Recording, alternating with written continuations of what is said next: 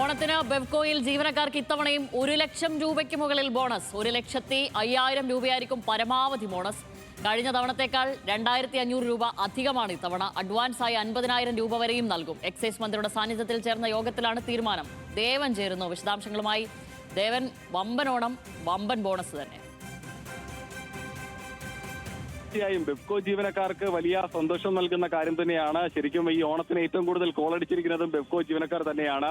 പരമാവധി ബോണസ് ഇത്തവണ 1,05,000 എന്ന തുകയിലേക്കാണ് ഇത്തവണ ഉയർത്തിയിരിക്കുന്നത്. അതായത് കഴിഞ്ഞ തവണത്തേക്കാൾ 2,500 രൂപയുടെ വർധനവാണ് ബീവറേജസ് കോർപ്പറേഷനിലെ ജീവനക്കാർക്ക് ഉണ്ടായിരിക്കുന്നത്. അതിൽ അഡ്വാൻസായി 50,000 രൂപ വരെ നൽകാനും ഇന്ന് മന്ത്രിയുടെ അധ്യക്ഷതയിൽ ചേർന്ന ജീവനക്കാരുടെ യോഗത്തിൽ തീരുമാനമായിട്ടുണ്ട്.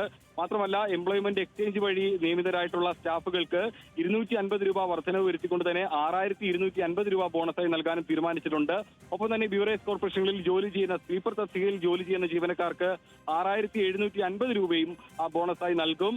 നിലവിൽ ഈ ഹെഡ് ഓഫീസിലെയും ഒപ്പം തന്നെ ഹൗസിലെയും സെക്യൂരിറ്റി ജീവനക്കാർക്ക് 13,000 രൂപ വരെ ബോണസായി നൽകാനും തീരുമാനമായിട്ടുണ്ട്.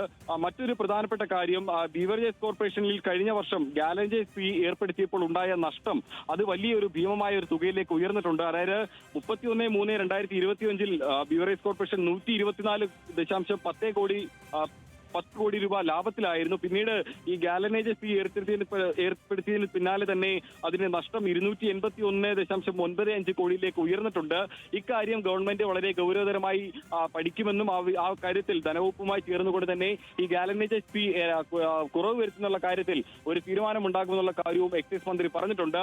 ഏതായാലും ജീവനക്കാരുടെ ബോണസ് സംബന്ധിച്ച് ബീവറേജ് കോർപ്പറേഷനിൽ എല്ലാ വർഷവും ഉണ്ടാകുന്ന പതിവിൽ വ്യത്യാസമില്ല. ഇത്തവണയും ജീവനക്കാർക്ക് അതിൽ പരമാവധി ബോണസ് അത് 1,05,000 രൂപ എന്നുള്ള ഒരു തുകയിലേക്ക് തന്നെ വർദ്ധിച്ചുകൊണ്ട് 2,500 രൂപയുടെ വർധനവ് വരുത്തിക്കൊണ്ട് തന്നെ 1,05,000 രൂപ ബോണസ് നൽകാനാണ് ഇപ്പോൾ തീരുമാനമായിരിക്കുന്നത്. ശരി, ദേവൻ MP വിവരങ്ങൾ നൽകിയത്.